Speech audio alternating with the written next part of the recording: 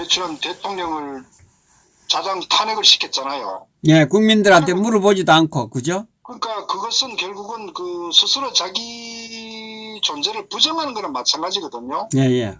그렇게 되면은 결국 이제 정치적으로 파장이 이 탄핵이라는 분께뿐만 아니라 내부 보수 분열을 가져올 수밖에 없고, 그러면 보수 지지자들이 굉장히 방황을 할 수밖에 없어요. 결국 그것은 좌파 정당의 직권을 결국은 저는 뭐 지원하는 어떤 그런 그 굉장히 저는 잘못된 행태고.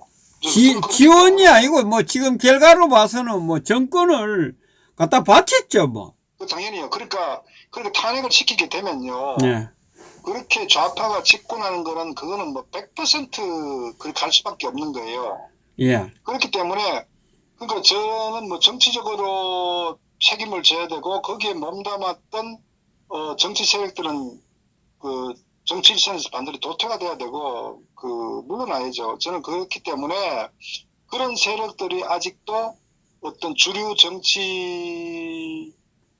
정치인으로서의 어떤 그 정당에 영향을 행사한다는 자체가 그게 지금 국힘당 아닙니까? 예, 예. 그렇기 때문에 제가 볼 때는 이제 그 정당은 보수 국민들의 어떤 그 입장이나 그걸 대변할 수가 없지 않겠어요. 또 상처를 많이 안겼기 때문에. 뭐, 상처 정도가 보수파들을 교란시켰고, 그 국민들의, 선량한 국민들을 정말 우왕좌왕하게 만들고, 그죠? 이 참, 지연제가 이거는 탄핵뿐만 아니죠, 그죠? 그분들한테. 그러니까 저는 어쨌거나 뭐 국힘당이 저는 반드시 해체된다 보는 부분에 어쨌거나 처음에 출발 자체가 자당 대통령을 탄핵시켰다는 거는 저는 뭐 용서할 수 없는 그런 예. 뭐 정치적, 법적, 뭐 역사적으로 단죄를 받아야 되기 때문에 당의 어떤 존립 그 자체에 저는 뭐 아무런 근거도 없다 이렇게 보고요. 두 번째로는 현재 당이라고 하는 것은 당의 정체성과 가치 노선이 명확해야 되거든요. 예, 예. 소위 좌파들 같은 경우는 이제 분배를 근간으로 해가지고 소위 뭐 파퓰리즘은 거의 이념적으로도 그렇고 모든 경제 정책이든 보면은 거의 뭐 사회주의를 그 추구하는 그런 정책을 지금까지 펴왔잖아요. 예, 예. 그러면 보수 정당이라고 하면은 가장 근본적으로 우리가 핵심 가치가 뭡니까? 한미동맹과 이 자본주의, 시장경제, 예. 자유, 이게 기본적인 어떤 핵심적인 가치 노선이 되어야 된단 말이에요. 예, 예. 그런데 지금 실질적으로 이 소위 국힘당이라는 정당이 과연 그 가치 노선이 있는지. 그걸 버렸지 않습니까? 있는 게 아니라 버렸잖아요, 스스로. 그러니까 예. 국힘당의 어떤 구성 요인들, 그 요소들 그 보면은 좌파에서 그렇게 그 보수파 정당을 비난하고 비판하던 그런 세력들이 국힘당에 지금 둥지를 또아리를 틀고 있잖아요. 예, 예. 그러다 보니까 그럼 이 사람들이 이 소위 보수 정당이라고 했을 때 보수 정당에 이렇게 그 입당을 할 때는 반드시 자기 반성 내지는 자기 노선에 대한 어떤 그 통렬한 자기 스스로의 비판도 필요하고 또 왜 그런지 대한 그 입장 국민들이 밝혀야 되거든요. 그런 다음에 나는 이러이러한 그 입장과 과거 이런 잘못된 행태를 해서 이걸 나 스스로가 반성하고 비판한다 해서 앞으로 대한민국 잘 되기 위해서 난 보수 정당의 가치를 노선을 따른다. 예. 이런 자기 명확한 입장을 피력을 했을 때 저는 그 다음에 예를 들어서 뭐 과거는 어떻든 간에 우리가 어느 정도 고려해 볼 수 있는데 어느 누구도 당에 입당할 때 그냥 뭐 구렁이 담 넘어가듯이 아무런 자기 정치적 의사 필요 없이 입당했잖아요. 그렇기 때문에 그러다 보니까 당의 노선 자체가 없는 거예요. 그렇다면은 다시 말씀드리자면은 결국 대한민국은 정통 보수 정당이라는 당은 존재하지 않는다. 소위 이제 우리 공화당 이제 제외하고 제가 말씀드리고 현재 국힘당이 국민들에게 알려지면 이제 보수 정당이 알려져 있으니까 그래서 국힘당은 보수 정당이 아니던 거거든요. 예. 그러니까 저는 당의 이념과 정체성적 측면도 문제고 저는 또 본질적으로 제가 드리고 싶은 말씀은 어쨌거나 그래도 어떤 그 우리가 자유당 시절부터 이 공화당부터 쭉 이 보수 정당의 어떤 그 핵심적인 정당으로 어떤 노선을 걸어온 정당이 있는데 그걸 파괴시켰잖아요. 예, 예. 그렇기 때문에 저는 사실 뭐 어떤 2016년 12월 9일부로 보수 정당은 사라졌다. 저는 예. 이제 그렇게 판단하기 때문에 그 이후부터는 발지차 행보를 보이면서 전혀 어떤 보수 정당의 가치 노선을 대변하지도 않고 어쨌거나 그 탄핵이라는 정말 씻을 수 없는 대한민국의 어떤 그 패망을 가져오게 된 아주 그 단초를 제공한 그 주역들이 아직도 자리 잡고 있고 그것이 지금 국힘당이기 때문에 반드시 해체돼야 된다. 예. 저는 그리고 중요한 것은 국민으로부터 지지를 받지 못하는 정당이다. 또 그런 정당을 가지고 이 좌파와 싸울 수도 없다. 그렇기 때문에 국힘당은 해체돼야 된다고 보고 또 그런 측면에서 아마 우리 공화당도 국힘당 해체 노선을 결정한 저는 뭐 전폭적으로 저는 뭐 지지 동의합니다. 그래서 네. 새로운 어떤 대한민국의 보수 정당의 어떤 그 정당이 좀 확대되는 저는 우리 공화당을 중심으로 해서 그렇게 보고 있어요. 예. 예, 예. 그래서 뭐 국힘당 해체에 대한 부분은 뭐 당위성이나 어떤 뭐 역사적 측면이 있던 당의 어떤 그런 현 상황을 봤을 때 전 당연한 거 아니냐. 그래서 앞으로 국힘당에 대한 실체에 대해서 이 김종인이가 비대위원장 하면서 어떤 완전히 정말 당의 그 칼날을 완전히 정말 그 회색으로 물들여 버렸고 예. 또 그 사람이 또 데리고 온 정말 어떤 좌파적 사고를 갖고 있는 뭐 신진이라고 하지만은 정말 어떤 그런 칼라의 어떤 인물들로 지금 완전히 상당히 많은 아직도 다른 인물들이 있기 때문에 그런 자들이 있는 정당이 어떻게 보수파 정당이냐. 그래서 저는 뭐 이런 실체를 국민들에게 좀 알렸으면 좋겠다. 저는 뭐 그런 측면에서 앞으로 좀 강경한 투쟁. 예. 그때 보면 문재인을 끌어내는 것도 중요하지만 문재인 끌어내기 전에 이런 그 사이비 위장 그 보수 정당과 정치인들을 반드시 색출해가지고 정리시켜야 된다고요. 그리고 이 예. 부분을 국민에게 알리는 게 저는 중요한 거 아니냐 이렇게 봅니다. 예, 예. 지금 내년이 이제 대선이고 여러 가지 네. 뭐 이야기들이 나오고 있습니다. 뭐, 내각제를 한다. 뭐, 여러 가지 나오거든요. 우리 박사님이 지금 내년 대선까지 어떤 흐름으로 가는지 뭐, 누구도 뭐, 확신할 수는 없지만 뭐 어떤 예측을 하면 내각제 부분이 많이 계속 그 해제가 되고 있거든요. 예. 근데 저는 제가 판단하는 부분은요. 그 탄핵 그러니까 2016년 그 11, 9일 탄핵 그 시점의 배경도 예. 아시다시피 그 박 대통령께서 뭐 어떤 정치적 국정농단 말도 안 되는 어떤 프레임이고 예. 또 수없이 많은 가짜 뉴스를 동원해 가지고 결국 강제로 예. 분위기를 촛불 광란을 통해서 대통령을 이제 죄 없는 데도 끌어내렸단 말이에요. 예, 예. 그럼 왜 그렇게 했느냐 하는 부분에 있어서 우리가 말씀드렸다시피 당시에 이 탄핵은 절대적으로 소위 보수 정당이라고 했던 그 정당의 자당의 정치인들이 그 62명이 결국은 탄핵을 주도한 거 아닙니까? 예, 예. 그러니까 그게 없었으면 탄핵은 어떤 경우든 있을 수가 없는 거예요. 그러니까 좌파는 옛날에 그 뭐 서구 촛불 파동 때부터 뭐 또 이 미군 어떤 뭐 장갑차 사건부터 해갖고 모든 거 호시탐탐 정권 전복을 위해서 예, 예. 그 선거가 아닌 어떤 어떤 그런 그 정치적 전략적 차원에서 그 당을 무력화시키려고 정권을 무력화시키려고 이게 좌파들은 항상 그렇게 해왔단 말이에요. 예, 예. 아무리 그렇게 하더라도 정권이 무너지질 않거든. 선거에서 그 패하지 않으면은. 예, 예. 그런데 결국은 선거가 아닌 정상적 대통령을 탄핵을 시켰단 말이에요. 예, 예. 그러니까 그 배경에는 단순하게 말이 국정농단 하자면 아무런 흔적도 근거도 없는 실체도 없는 거예요. 근데 우리가 분명히 알아야 되는 건 뭐냐면 탄핵이란 자체도 우리가 분명히 그 인식해야 되지만은 왜 이자들이 탄핵을 시켰을까? 그 배경을 정확히 우리가 이제는 예. 알아야 된다고요. 예, 예. 저는 그것은 바로 내각제를 개헌을 하기 위해서 예. 핵심적으로 이명박계, 그러니까 저는 이명박이도 핵심 그 인물이 중에 있다. 저는 그렇게 보는 거예요.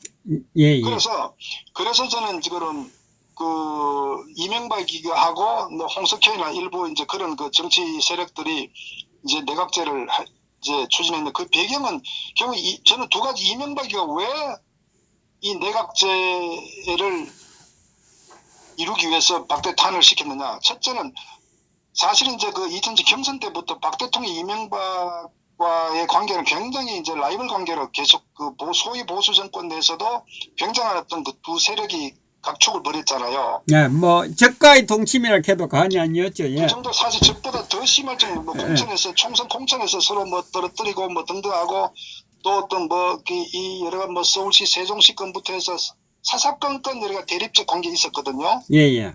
근데 저는 뭐 큰 틀에서 보면 정치적으로 자기 노선의 차이기 때문에 그게 뭐 판을 깨지 않을 정도 같으면은 저는 뭐 가능하다고 보는 거예요. 예, 예. 좀 뭐 크게 보면은. 예. 그런데 근데 결국 이제 이명박 같은 경우는 그런 그 관점에서 정치적 사감을 저는 굉장히 작동 많이 했다고 보는 거예요. 예, 첫째 예. 이명박. 둘째, 이명박이가 이제 퇴임 후에 결국 소위 그 친이 세력들이 많이 포진돼 있단 말이에요. 국회에. 예, 예, 그렇습니다. 예. 그럼 이명박 입장에서는 정치적인 그 상황으로서 권력을 계속 지속하려면은 현 대통령제 하에서는 이게 안 되는 거예요. 그러니까 내각제를 통해서 자기 좌파 소속 의원들을 뒤에서 이제 컨트롤 함으로써 정치적 영향력을 행사할 수 있는 게 내각제 아닙니까? 저는 그래서 이명박이가 내각제를 강력하게 드라이브 건 것도 결국 어떤 그런 저는 핵심적 두 가지 박 대통령 사감적 측면 하나하고 권력을 지속적으로 향유하기 위해서 저는 그런 정치적 배경 두 가지가 있다. 저는 이제 그렇게 보는 부분이고 그 다음에 또 그 이명박 입장은 또 이 김무성 입장에서는 김무성도 보면 훨씬 내각제 신봉주의자란 말이에요. 예. 그러니까 내각제를 박 대통령 이제 재임시를 보면은 이제 그 내각제 권력 재편에 대한 부분을 계속적으로 얘기하다가 박 대통령이 한마디 하면 또 꼬리 내리고 그래서 김무성이 별명이 36시간이었다고요. 그럴 정도로 김무성은 누가 자신도 모든 주변에서도 김무성은 내각제 신봉주의라는 것을 다 알고 있다. 그러니까 이 김무성과 이 이명박 이 개파들이 같이 하나가 돼가지고 저는 이 내각제를 이 탄핵을 시킨 거. 거기에 또 사실 이제 박지원 같은 호남을 대변하는 인물 같은 경우 호남도 결국은 내각제를 매우 선호한다고요. 예. 말씀드렸다시피 호남이라는 특성 자체는 대한민국 인구 분포상 한 23% 5%밖에 안 되기 때문에 예. 호남에서 99%를 찍어도 대한민국 호남 출신은 대한민국 대통령 배출될 수가 매우 어려운 환경이라고요. 예, 예. 그걸 너무 잘 알고 있습니다. 예, 예, 예. 그러니까 김대중 같은 경우도 BJP라는 김종필 총재와 연합해서 그나마 대통령에 당선 가능했거든. 그것이 호남의 어떤 기본적인 갖고 있는 어떤 그 틀이거든요. 예. 그러니까 이자들 입장에 봐서 대통령 어차피 배출할 수 안 되니까 그러니까 이 쓰는 전략이 뭡니까? 노무현처럼 호남 비호남 인물을 전면에 내세워서 호남이 99%를 밀고 그 다음에 그 비호남 세력을 표를 분산시켜서 당선되는 게 그러니까 노무현 당선된 거 아닙니까? 예, 그렇습니다. 예. 지금 문재인 같은 경우도 결국은 문재인 핫바지를 내세워가지고 호남이 똘똘 뭉쳐가지고 결국은 이렇게 해서 대통령 이것이 호남의 전략이거든. 그러니까 호남 인물 자체를 전면에 내세울 때는 저들은 어떤 경우든 대통령 당선 배출을 시킬 수 없다고요. 그러니까 그런 의미 때 상대적으로 내각제라는 건 개파가 모여가지고 개파 최대 개파가 정권을 갖는 거라고요. 그러니까 내각제 같은 경우는 그게 또 호남의 특징이 장점이 뭐냐면은 그 호남 향후회를 중심으로 한 그 단합 결집력은 상상 초월할 정도로 강하단 말이에요. 예. 그러니까 내각제가 하게 되면은 개파가 여러 개파가 뭐 개파끼리 이제 나눠먹게 할 거 아니에요. 예. 그럼 다수 개파가 가장 강력한 어떤 그 정치적인 영향력 행사할 수 있지 않겠어요? 예. 그러니까 호남 입장에 봤을 때는 내각제를 굉장히 희망하겠죠. 예. 그래서 당시에 박지원 같은 경우도 내각제를 저는 김무성과 함께 공공연하게 그 당시에 내각제 개헌에 대한 얘기를 많이 얘기를 했었다고요. 저는 그래서 당시에 그 탄핵의 핵심적 배경은 내각제가 핵심이었다는 것을 국민들이 좀 알았으면 좋겠다. 자, 그런데 그래서 당시에 반기문 사무총장을 얼굴마담으로 해가지고 청와대만 지키는 예, 핫바지로. 예. 핫바지를 갖고 이원집 정부제를 하려고 했는데 그 당시 1월 달에 반기문 사무총장이 포기를 해버렸잖아요. 이 대선 나가는 거를. 예, 들어와서 보니까 그걸 알게 그렇죠. 되죠. 여러 가지 예. 자금 뭐 등등 그러니까 포기해버리니까 어떻게 돼? 이들이 1차적으로 박 대통령 탄핵은 성공시켰는데 예. 2차적으로 그 탄핵을 통해서 개헌을 통해서 이원 접점을 가려고 하는데 그 반기문 사무총장이 이제 손을 들어버리니까 이게 저들이 이제 원하는 걸 이룰 수 없었던 그 상황의 어부지리로 문재인이가 대통령이 당선된 거라고요. 그거 이명박의 상황 노릇을 하려고 하다가 그 욕심 때문에 빠진 거거든요. 예, 예. 그러니까 자기 머리에 자기들 게임에 빠져 결국은 이명박이가 오히려 비참하게 이제 감옥에 지금도 뭐 구속돼 있는 상태인데 결국 이제 저는 그런 부분들이 얄팍한 어떤 자기 꿰매 빠져가지고 저런 몰락을 가져왔거든. 그러니까 여기 핵심 뭐냐면요. 내각제였다는 것을 우리가 알아야 되고 두 번째 그러니까 문재인이가 집권 후에 소위 그 야당에서 힘을 못 썼던 거 보면 아시다시피 아마 2019년도에 2019년 아마 12월 중순 정도 기억하는데 당시에 그 지금 통일부 장관하는 이인영 그리고 아마 당시에 그 손학규 국민당인가 그 아마 총재 있었을 거예요. 바른정당 하다가 그것도 그 당시에 한창 패스트트랙 문제하고 막 서로 정치 그 이슈를 가지고 선점하려고 투쟁하고 단식하고 했을 때 그 그다들이 그 손학규 쪽하고 이인영하고 나경원이고 원내대표 있었지 않습니까? 그 당시에 이들이 그 6가 6개항에 대한 합의를 했다고요. 네, 공수처 패스트트랙 등등한. 근데 핵심은 뭐냐면은 12월 15일이죠. 네. 마지막 6항에 보면요. 원포인트 개헌이라는 게 나옵니다. 그러니까 뭐냐면은 당시에 김무성계가 이 권력의 핵심 소위 이 자유민주당 자유한국당의 당시에 이제 어떤 그 권력을 쥐고 있을 때 결국 나경원 원내대표에서 거기에 핵심 뭐냐면은 원포인트 개헌이라고요. 그 개헌이 바로 내각제거든요. 그러니까 이들은 뭐냐면 모든 걸 다 줄 수 있다. 내각제만 받는다면은. 그러니까 2019년 탄핵 때도 내각제가 핵심적인 배경이었고 그 이후에 문재인이 집권 이후에도 이 자유한국당의 정치 세력들 소위 이 김무성을 대표하는 이 주류 세력들은 호시탐탐 내각제를 이루기 위해서 계속적으로 이 더불어당과 협상의 어떤 그런 이슈를 해왔거든요. 그러니까 그것이 이들의 속셈인데 지금 보세요. 지금 결국 뭐냐면 내각제 개헌을 하려면은 현직 대통령이 동의하지 않으면 절대 불가합니다. 그렇죠. 그런데 지금 현재 제가 이제 왜 이 내각제 얘기 부분을 했냐면은 김무성이나 이 자유한국 소위 국진당의 소위 그 중진 의원들 입장에서는 내각제를 100% 다 선호한다고요. 100% 내각제를 희망한다고요. 정치 공학적 측면 자신들의 어떤 유불리에 따라서. 그런데 문재인이 예를 들어서 지지율이 높고 친문 계열의 차기 대선 후보가 명확하다면 절대 내각제하지 않습니다. 그런데 지금 문재인이 4.7 보궐선거에서 완전히 그 참패를 했죠. 두 번째 현재 결국은 이낙연도 떨어져 나갔죠. 근데 지금 소위 그 좌파 쪽의 인물이 누굽니까? 핵심 인물이. 이재명밖에 없죠. 이재명이란 말이에요. 별로 껄끄러운 이재명이. 그러니까 이재명이는 좌파 소속이지만 친문과는 굉장히 그 갈등적 관계에 있는 인물이라고요. 오히려 이재명이가 됐을 때 문재인이 감옥 갈 가능성이 훨씬 높아요. 그러니까 문재인 친문 입장에 봤을 때는 이재명은 굉장히 거꾸로운 존재이기 때문에 그런데 상대적으로 조국이 탈락했죠. 김경수 탈락했죠. 지금 보면은 소위 친문계통의 계열의 대선 주자가 눈에 보이지 않는단 말이에요. 이 상태에서 문재인이는 10중 8구 감옥 가능성이 매우 크다고 판단하는 거예요. 그러니까 이재명이가 당선돼도 감옥 갈 것이고 소위 이 보수 이 정당에서 또 당선돼도 감옥 갈 가능성이 매우 크다고. 왜? 자신이 저지른 여러 가지 남북 관계든 뭐 여러 가지 많은 원전부터 해서 비리나 뭐 너무나 많기 때문에 10중 8구 감옥 가기 때문에 어떻게 해야 되느냐?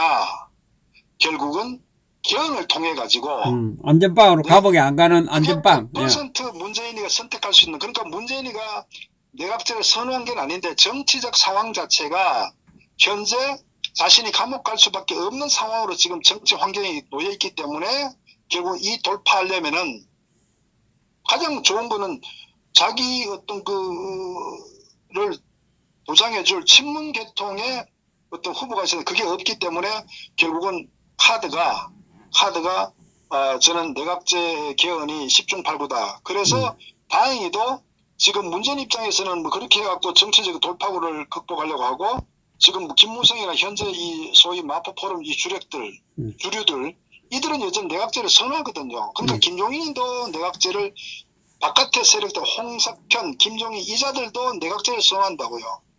그러니까 당내에 있는 소위 그 김무성계 같은 것도 당연히 내각제 선호하죠. 그 뭐 나경 모든 인물이 다 마찬가지. 그러니까 현재 내각제는 이미 분위기가 완전히 형성돼 있다. 거기다가 현재 박병석 국회의장 같은 경우에 지금 뭐냐면은 지금 이제 그저께 김기현 그 원내대표가 선출됐지 않습니까? 예.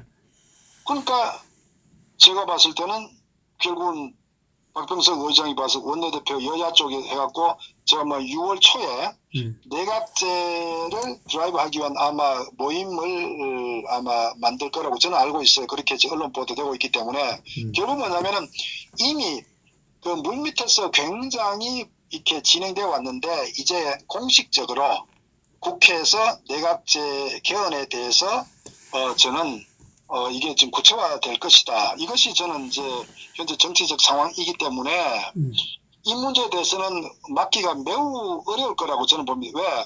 현재 내각제를 막으려면 두 축이 있다고요. 예. 이재명이 같은 그 대통령을 선호하는 어떤 이 정도 과연 자체적으로 이재명이 아마 찻잔소 책분을 끝날 왜 정치적 세력이 없기 때문에 단독 개인의 이 힘 갖고는 어려워요. 그러니까 지금 더불어당이든 청와대든 친문계를 보면은 내각제를 힘 갖고는 정치 주류 세력들이 아마 그렇게 갈 가능성이 크죠. 그다음에 지금 소위 그 야당이라고 하는 정당에서 지금 보면은 뭐 얘들은 100% 내각제 자나깨나 내각제니까 거기에서 같이 갈 가능성이 크죠. 그다음에 소위 바깥에 언론 쪽에 홍석현이나 또는 뭐 이 김종인 이 업자 같은 이자들도 보면은 내각제를 선호하죠. 그러니까 정치적 상황은 내각제 갈 가능성이 너무너무 크다. 저는 그래서 제가 볼 때 10중 8구 개헌 갈 가능성이 저는 매우 높다고 보는 거예요. 자, 이 상황에서 뭐 윤석열은 나고 윤석열 같은 정치 경험도 없고 결국은 저는 윤석열이면 홍석현이나 김종인 이런 그 소위 뒷세력들 아바타라고 저는 보는 거예요. 왜냐하면 윤석열 자체도 워낙 자스신 스스로가 탄핵에 깊숙이 개입된 인물이 자신도 잘 알기 때문에 자기 한계를 저는 알고 있다고 봅니다. 그래서 저는 그 큰 힘을 못 쓸 거라고 보고 그러니까 지금 현재 보면은 내각제를 거부할 쪽은 제가 볼 때는 박 대통령이 석방됐을 때 저는 두 가지 큰 의미가 있는 게 탄핵에 대한 어떤 그런 이 문제에 대해서 아마 깊이 다시 좀 들여다볼 그런 상황이 좀 전개되지 않겠나 하고 두 번째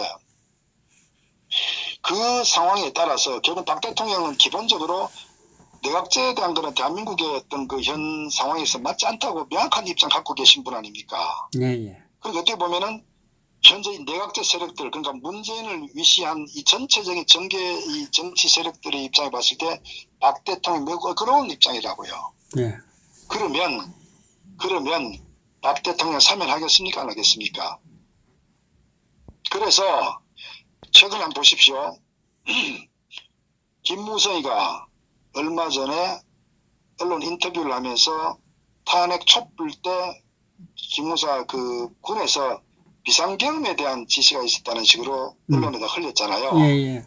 그러면서 난리가 났죠. 예. 그러면서 좌파 쪽에서도 보면은 다시 재수사에 대한 얘기도 막 나온다고요. 그러면서 사면위가 쑥 들어가 버렸죠. 그러면 왜 김무성이가 이걸 꺼냈을까요? 왜 김무성이가 저는 내각제와 관계 있다고 보면 왜 박 대통령이 사면됐을 때 두 가지 말씀 탄핵에 대한 어떤 진실 여부 문제를 박 대통령이 투쟁할 거라고 봅니다. 왜 이 상황에 대한 재판 과정도 끝났고 모든 어떤 거짓들이 다 드러나니까 그러면 탄핵의 문제가 그러면 그게 핵심의 이게 뭐냐면 내각제거든요. 그러면 그 박 대통령 그 내각제에 대한 언급을 했을 때 결국은 현재 김무성이나 이 문재인이나 박병석이나 뭐 또 이 박지원 등등 이 주류 정치 세력들이 내각제를 몰고 나갈 때 가장 껄끄러운 존재가 박 대통령이기 때문에 박 대통령 숨통을 끊어야 된다고요. 그래서 저는 김무성이가 쉬고 나가면서 이 비상계엄에 대한 문제에 대한 걸 다시 이슈화 시킨 것도 그런 단순한 그게 아니라 이런 내각제와 관련된 박 대통령이 살아나게 되면은 자신의 정치 매우 위험하다는 걸 인식했기 때문에 저는 이 문제가 저는 그 언론에 다시 끄집어내 정치적인 의도다 이렇게 보는 거예요. 그 다음에 뭐 유승민이가 보니까 다시 그 시기를 거꾸로 또 다시 자기는 탄핵을 주도하겠다는데 이자도 보면요 이거 인간도 아니죠. 사실 보면은 정치하는 목적은요 기본적으로 자신의 어떤 부귀 영달보다는 국가 발전과 국민에 대한 어떤 그 발전이거든요. 국가를 위해서 정치를 하는 거 아니겠어요? 탄핵시킨 그 탄핵, 그 인간들이 국가와 국민을 생각했으면 그렇게 할 수 있을까요? 할 수 없죠. 그러니까 또 보세요. 지금 현재 탄핵을 시켜가지고 대한민국이 완전히 몰락해버렸어요. 예, 예. 국제적으로도 외교적으로도 뭐 경제 모든 게. 그러면 본인이 결국은 탄핵을 시켜가지고 대한민국이 4년 전후에 완전히 180도 달라진 모습이다 말이야. 이 상황에서 다시 탄핵을 시켰다. 이자는 인간이 아닙니다. 그러니까 정치를 절대 하면 안 되고요. 정치 자질도 없고 있을 수가 없는.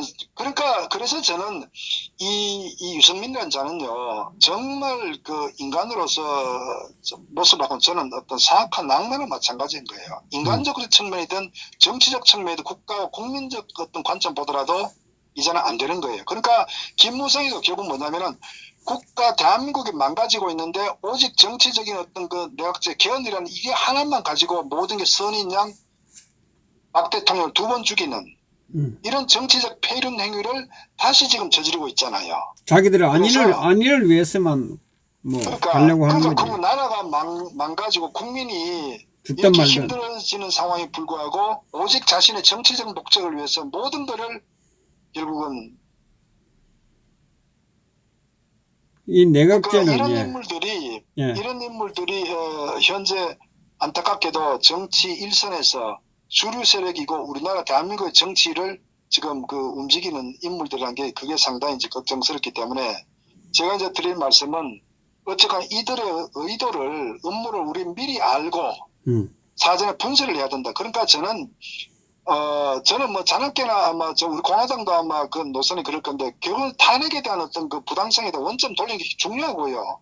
그 다음에 왜 탄핵을 시켰냐 하는 그 배경도 이걸 빨리 국민들 알려야 돼요. 그러니까 선제적으로 이들은 내각제를 추진한다는 것을 빨리 알려야 이들이 향후에 앞으로 뭐 한 달 후에 계속적으로 내각제 문제가 갈 때 역시 이런 국가와 국민보다는 자신의 정치적 목적에 의해서 이렇게 드라이브를 탄핵을 시켰구나. 이걸 알아야 국민들이 빨리 깨어날 거 아니겠어요.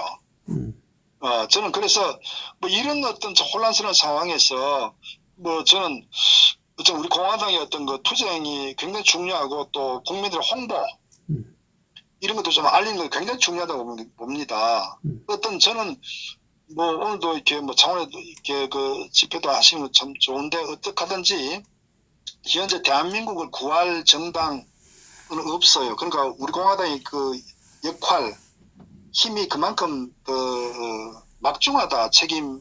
예, 그렇습니다. 예. 그걸 좀 인식하시고 하여튼 수단 방법 가리지 말고 선제적으로 저는 좀 홍보도 대응하고 뭐 집회도 좀 하고 막 굉장히 좀 확대했으면 좋겠어요. 왜? 지금 국민의힘당은요 저 정당 아닙니다. 저 이익단체고 심지어 제가 또 하나 더 심한 거 얼마 전에 그 국민의힘당의 원내대표 경선에 그 김태흠 중남 보령 충청 출신 김태흠 의원 있죠. 김태흠 예. 아시죠? 예. 그 김태흠 의원은 친박이란 말이에요. 그리고 비교적 바른 소리하고 소신 발언한다고 했는데 제가 뭐 이제 그 방송하는 잠깐 반사하면서 굉장히 제가 이 사람마저 이런가. 그러니까 뭐냐면 탄핵에 대한 문제에 대해서도 자기 소신 발언하지 않고 그냥 뭐 용광로에 녹여 자기가 원내대표가 되면은 용광로에 녹이가 윤석열이든 안철수든 모든 걸 다 한 배를 타고 거기서 어떤 새로운 인물을 봅니다. 저는 사실요, 저는 두 가지라고 봅니다. 하나는 정치인의 속성 자체가 옳고 그름보다는 자신의 어떤 그 생존을 위해서 정치적 타협을 모색하는 구나. 야, 참 제대로 된 정치는 없구나. 하나 좀 이렇게 느꼈어요. 그리고 또 하나는 현재 국정당의 분위기 자체가 탄핵이라는 부분에 대해서 꺼내면은 완전히 매도되기 때문에 그만큼 위축되어 있다. 그러니까 현실 그 소위 여의도 정치권 내에서 탄핵이라는 부분에 대해서는 자신들 저지른 그 죄값이 있는 워낙 인물들이 많기 때문에 탄핵 자체를 아예 그냥 금기어처럼 지금 그 분위기가 그렇게 지금 이루어져 있다. 이만큼 지금 현재 사실은 쉽지 않은 그 현실과의 싸움이다. 저는 이렇게 보는 거예요. 그러니까 국정당 내에서는 탄핵을 이게 그 실체를 밝히는데 앞장선 사람이 저는 한 명도 없다고 저는 봐요. 이게 지금 현실이다. 정치권에서. 그런데 그 소위 김태모 의원조차 그러니까. 국민당을 지지하는 그 사람들은 일단 정권을 가져와서 뭐 박근혜 탄핵 그 이야기 하죠. 참. 그 논리가 왜냐면은 첫 번째로는 사실은 정치에 무관심하는 사람들이 이제 뭐 사실 옛날에 보면 우리가 현실적으로 노무현이가 탄핵됐을 때 뭐 일반 국민 관심 별로 없다고요. 그러니까 친노 지지자들 같은 경우는 굉장히 이제 안타깝기도 억울하고 등 있었지만 사실 그렇지 않은 분들 별 무관심, 자기 생업과 관계가 없으면 크게 관심 안 가져요. 예. 그러다 보니까 문재인이가 지금 정치를 워낙 개판으로 하니까 일단 자기 이제 이 산업 문제에 있어서 민생의 문제에서 힘드니까 이제 문재인 바꿔야 되겠다. 그러려면은 현재 문재인 바꾸려면 전체가 전부 통합해서 일단 정권 교체가 필요하다. 이런 논리 단순한 것 같아요. 거기에 이 탄핵 주동 정치 세력들은 그걸 또 악용한다고요. 예. 악용하기 때문에 그게 맞아 떨어지고 또 이 언론 같은 경우도 탄핵의 어떤 그 주동 세력들이기 때문에 탄핵이란 이 말을 금기어로 하면서 그러면서 권성동이 같은 것도 이미 끝난 얘기고 역사에 이미 끝난 얘기인데 왜 돌리냐. 결국 이제 이런 부분 안타까운 게 정치인 한 명이라도 저는 어떤 그 유불리를 떠나가지고 이 잘못된 탄핵, 이 왜곡된 탄핵, 이 기획 사기 탄핵에 대한 그 진실을 밝히는 것은 정치에서 매우 중요하고 우리 사회가 건강하게 바라가려면요. 잘못된 것을 덮고 넘어가게 되면은 사회 지도 질서가 이게 무너져 버리면 아무런 의미가 없어지잖아요. 그래서 이 탄핵에 대한 거는 저는 누군가 그 올바른 어떤 그런 그 진실을 밝히는데 좀 모두가 앞서야 되고 어쨌거나 저는 이게 지금 현재 대한민국의 정치 상황이다. 언론 상황이다. 또 국민들은 그렇다. 이거를 우리가 냉정한 현실을 직시하고 그럼 어떻게 해야 되느냐. 그래서 저는 우리 공화당의 역할이 그만큼 중요해졌다고 저는 이렇게 보고 그런 측면에서 전 정리하자면은 이 국힘당 해체에 대한 부분 그 주장하고 왜 해체해야 되는지 저는 그 해체에 대한 어떤 배경 그 선도 좀 명확하게 좀 그 투쟁 노선에 대외적으로 좀 알려줬으면 좋겠어요. 왜냐면요 그냥 국힘당 해체하자 그러면 저건 뭐야 저 극우 정당이 굉장히 잘못 이렇게 왜곡될 수도 있어요. 의도가. 그래서 왜 국힘당을 해체해야 되는지에 대한 부분들 그리고 우리 공화당이 추구한 노선이 탄핵 무효라고 하는데 왜 탄핵이 무효인지 이런 부분에 대해서 국민들에게 그냥 좀 더 이렇게 실체를 이해하는 데 도움이 되도록 저는 좀 투쟁을 좀 강화 확대했으면 좋겠다. 홍보 같은 경우도 좀 그 배경이나 이런 부분들 좀 많이 좀 강화시켜야 안 되겠나 이렇게 봅니다. 제가 만약에 아까도 말씀하셨다시피 창원 그 집회에서 많은 분들이 이제 이 접속을 했다는 뜻은 어떻게 보면은 현실 그러니까 장외 투쟁에 대해서 목말란다는 얘기거든요.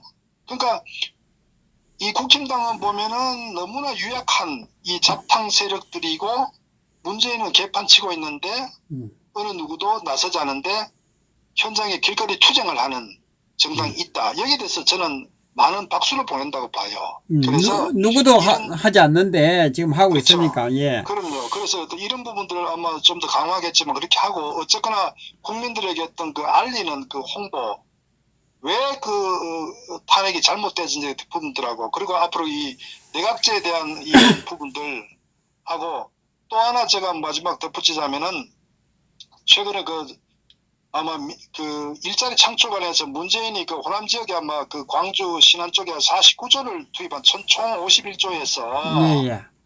그것도 사실 알려야 돼요. 음. 인사도 지금 완전히 호남 편중 99.9% 호남 편중 완전 호남 정권이죠. 그런데 이 대한민국 정권이 아니거든요. 근데 문제는 대한민국의 세금을 걷어 가지고 특정 지역에 완전히 90% 이상을 완전히 예산을 편성해봤다는 것, 이건 있을 수가 없는 거예요. 이런 부분에 있어서도 왜 국회는 가만히 있느냐 이거죠. 그러니까 이런 부분도 알려야 된다고요. 왜냐면은 뭐가 무서워하는 게 아니라 이 올바른 거에 대해서는 목소리를 내야 된다고요. 왜냐면 궁극적으로 진실은 최종 승자가 되기 때문에. 저는 그래서 우리 공화당도 좀 그런 부분을 선도적으로, 선제적으로 좀 이슈를 좀 선점해 나가면서 하다 보면은 국민들에게 더 많은 지지를 얻을 것이다. 저는 그것이 또 이 국힘당 해체에 대한 당위성에 대한 국민들의 지지를 또 확보할 수 있지 않겠죠. 그렇게 봅니다. 예. 지금 살상 뭐 이제 이 경상도에 있는 또 국민의힘당에 있는 국회의원들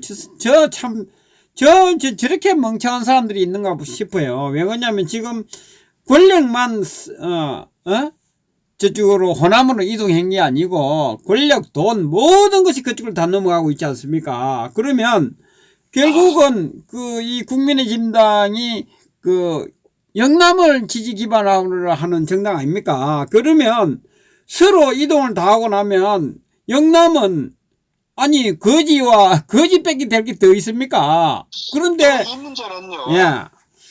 이 문제는 사실 어떤 어느 쪽이 편중되고 이거 옳고 그러면 문제라고 국가는요 균형 발전이라는 게 있잖아요. 예, 인사 문제도 이게 인사의 어떤 그 형평성 문제 이것이 전체 대한민국을 발전시키는 매우 중요한 정책이라고요. 예. 근데 인사가 편중되게 되면 결국은 뭐냐면은 그것도 호남 입장에 봐서 고립되는 거예요. 호남 스스로 고립시키는 그래 오케이 다음에 보자. 그럼 전부 다 절대적으로 호남 출신들은 등용되지 않는다고. 그것은 호남을 스스로 죽이는 거기 때문에 호남 사람들이 일어나서 이건 잘못됐다고 주장해야 되는 거예요. 만약에 그것이 달콤한 사탕처럼 느껴져 가지고 그걸 아무런 비판 없이 받아들인다. 결국은 고립시킨다고요. 지금 보면 그걸 알아야 된다고요. 지금 보면 영남의 뭐 어떤 공사라든지 이게 다 호남 쪽에서 다 가서 공사를 하고 있습니다. 다 됐어요. 그러니까 이제 그렇기 때문에 이제 제가 이렇게 되면요, 저는 국가 발전의 측면에도 매우 바람직하지 않고 그것은 말씀드렸던 호남 지역에서도 매우 정말 어떤 향후에도 본인들 스스로가 더 부끄러워지는 출신이 부끄러워지는 그런 아마 상황이 도래될 거예요. 그래서 그것은 매우 부적절하고 그 다음에 어떤 정책 측면에서도 국가 균형 발전의 부분에 있어서도 절대 그러면 안 되고요. 문제는 더 중요한 것은 이렇게 나라가 잘못되고 있음에도 거기에 침묵하는 정치 세력들. 저는 그것이 공무원이든 여의도 정치 세력이든 간에 저는 그것이 굉장히 비판받아 마땅하다. 그래서 사실 어떻게 보면은 지금 대선 후보로 하는 자들도 그게 안철수든 누구든 간에 이런 잘못된 부분에 대해서는 강력한 비판을 해야 된다고요. 그것이 지도자의 가장 기본 중에 덕목 중 하나라고 저는 보는데 이런 침묵 지킨다는 이런 상황은 현재 대한민국 지도자 될 놈은 한 놈도 없다. 그래서 제가 여의도 정치를 싹 정리도 해야 되고 저는 1차적으로 국힘당 해체 이 정치 세력들은 전부 다 좀 퇴진시켜야 된다고 보는 거예요. 이런 부분들을 좀 국민들 각성을 해야 되고 좀 알았으면 좋겠다. 그래서 현재 정치 세력들 믿을 정치 세력이 없다는 것을 좀 우리가 인식했으면 좋겠습니다. 저 죄를 어떻게 감당하려고 그러는 건 모르겠어요. 국민의힘당이 그죠? 그리고 지금 호남도 마찬가지예요. 호남도 제가 뭐 한 몇 달 전인가 이런 이야기를 했습니다. 이게 이제 똑바로 이 나라가 바로 섰을 때 호남이 얼굴 들고 못 다닌다 그 이야기를 했거든요. 이게 지금 우선에는 우선 먹기 꽃감이 달지만 정상적으로 가야 되거든요. 정상적으로 돼야 되는데. 그러니까 이게 역지사지를 잘 만약에요. 예. 대구나 구미의 예산 전체 만약에 49조를 만약에 편성했다. 그럼 호남 사람들 어떻게 생각할까요? 난리 났죠. 뒤집어졌죠. 그런데 이 영남 사람들은 뭐 하는지 모르겠어요. 아니, 김대중이가만 탄핵돼가지고 감옥에서 33년 선고를 받았다. 예. 광주 사람들은 어땠을까요? 다 나왔죠. 그리고 광주 쪽에 그 호남 출신 정치인들은 어땠을 것 같습니까? 난리 났죠, 뭐. 아마 길에 못 다닐 거예요. 정치 세력들, 정치인들요. 그러니까 이런 부분을 대해서 뭐냐면은, 더더구나 이 탄핵이란 건요, 전부 잘못됐단 말이에요.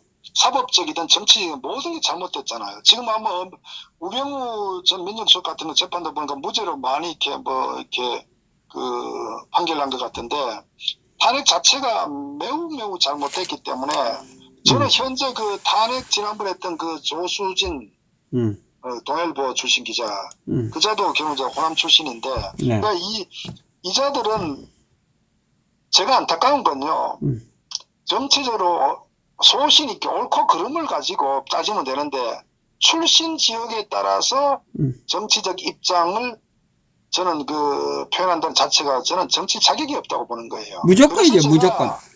그래서 호남 사람들이 정신 차려야 된단 말이에요. 그게 맞죠. 정상도 사람들 정신 차려야 되고. 정상도는 정신들만 있고. 그러니까 제가 이순석 하는 그 친구도 보니까 참 보면은 참 안타까운 부분이 젊다는 것은 진실 추구거든요. 근데 조금만 공부해보고 정말 시간이 지났으니까 재판에 대한 어떤 기록물도 좀 체크해보고 이거 보면은 뭐가 잘못됐다. 정말 그게 또 최성원 씨 같은 경우도 결국은 뭐 개인적인 그건 모르겠습니다만은 어쨌거나 마녀사냥 당해가지고 정치판에 완전히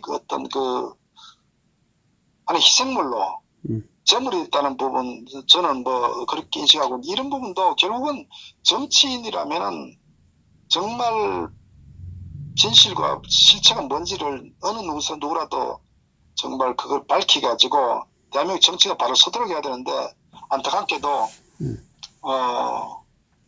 정말 저는 비겁하다. 그리고 정치할 자격도 없다.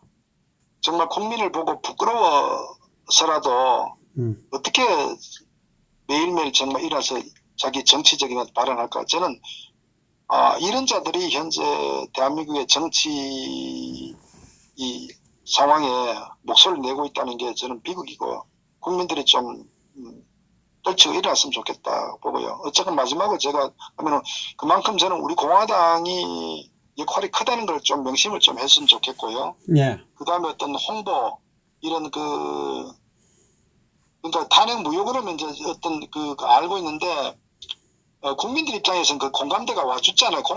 공감을 못하기 때문에 왜 탄핵 무효인지 왜 이들이 탄핵할 이런 부분에 대한 부분을 조금 다양한 방법으로 홍보든 뭐 현수막을 붙이든 또 뭐 어떤 다양한 방법으로 좀 SNS 이렇게 좀 했으면 좋겠어요. 예. 그리고 하나 물어보겠습니다. 지금 네. 자, 이 문정권이 하고 있는 거라든지 또 이제 내각제 정치인들이 내각제를 해서 자기들이 영원히 권력을 잡고 있게 하겠다는 그런 뜻 아닙니까? 그런데 국민들이 저는 볼 때 지금 여러 가지 개돼지다 여러 가지 이야기하고 있지만 이 국민들도 생각이 있을 거 아닙니까? 이게 제일 갑자기 국민들이 들고 일어날 수도 있는 상황이거든요. 이게 이제 지금 여기저기 이야기를 다 듣고 있을 거 아닙니까? 국민들도 생각이 있을 거 아니에요. 국민들이 어떤 생각을 하고 있는지 우리 박사님, 예. 저는 두 가지 관점에서 이제 국민들 혼란스. 첫째는 일반 국민들은 정치에 관심이 없어요. 예. 민생 문제, 자신들의 어떤 먹고 사는 문제에 직접적으로 어떤 피해를 입었을 때 관심을 가져요. 일반 국민들. 그게 정상이에요, 사실은 또. 예. 국민들이 정치에 관심 가질 필요가 없잖아요, 일반적으로. 그죠? 정치가 잘 되면은. 그러니까 결국 이제 민생 문제 부분에 있었을 때 이제 느끼는 두 번째로는 언론 같은 경우에 이제 진실 보도를 하지 않잖아요. 네. 현 정권을 비판하는 언론이 없잖아요. 이미 장악됐기 때문에. 예. 이러다 보니까 이제 국민들이 안타깝게도 그렇다고 뭐 자신들 정치하는 분들도 아니니까 뭐 우리가 진실을 알고 있는 입장에서는 안타까움이 있지만은 현재 국민들도 그런 상황이기 때문에 그래서 이러한 그 현재 환경, 언론 환경 또 이 부분도 어떻게 좀 깨우칠까 하는 부분인데 저는 뭐 그런 부분들을 현재 문재인이 이번에 사실 보궐선거 같은 경우도 딱 한 가지 이 국힘당이 잘한 게 하나 일도 없고 단지 문재인이 싫으니까 그냥 그렇게 해갖고 이번에 탄핵 결과가 나타났다고 저는 보고 있거든요. 네. 그러니까 결국은 이제 자신의 민생 문제 그만큼 힘들다는 거거든요. 힘들다는 부분인데 뭐 국민들 어쨌거나 언론에 대한 부분 알리는 문제 있잖아요. 진실 알리는 거. 이 문제를 예. 다양한 저는 방법으로 좀 노력을 할 필요가 있다. 그리고 말씀드렸다시피 이제 지금 뭐 얘기 다 나오죠. 국힘당 해체 같은 거 왜 해체되는지에 대한 부분도 국민 알리는 부분도 필요하고 그 이런 부분들이 왜냐면은 지금은 묻지마 반문해 가지고 나중에 뭐 윤석열이 대통령 되면은 좋은 거 아니냐. 문제는 이렇게 생각하거든. 그러면 저는 묻고 싶은 게 그렇게 탄핵 주도하고 그 정말 조작하고 나라를 망친 그런 과거 같은 대역죄인이란 말이야. 이자가 대통령이 되었다 했을 때 그럼 다음부터는 뭐냐면은 누구나 배신하고 칼을 찌르고 조작하고 사기쳐가지고 알려지지만 않으면은 뭐든지 할 수 있다는 경우거든요. 그럼 만약 시험을 치는데 공부하지 않고 커닝해갖고 운 좋게 막 정말 어떤 뭐 조국이처럼 말이지 뒤에서 막 이렇게 뭐 등등 해가지고 그냥 합격만 하면 된다. 이러면 사회가 아무 의미 없어잖아요. 그래서 우리는 과정도 민주주의라는 과정입니다. 선거를 왜 하느냐? 과정이라는 과정. 공산주의는 결과를 중시하지만은 민주주의는 과정을 중시한다고. 그런데 과정이 무너지면요, 민주주의가 사라지는 거예요. 그래서 저는 윤석열 같은 이런 자들이 무조건 반문이 아니라 제대로 정신 박힌 사람을 선거라는 과정을 통해서 당선됐을 때 정통성과 힘이 부여되고 국가가 바로 선다고. 저는 그래서 그런 관점에서도 왜 윤석열이 하면 안 되는지, 왜 이자는 안 되는지 이런 부분을 국민들이 좀 각성시키는 데 좀 필요하고요.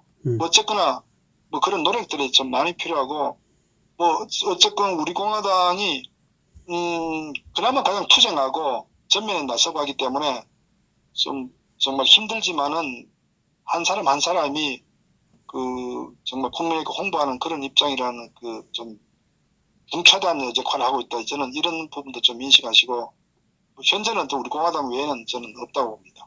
예, 그 정도로 감사합니다. 감사합니다. 네. 예, 감사합니다.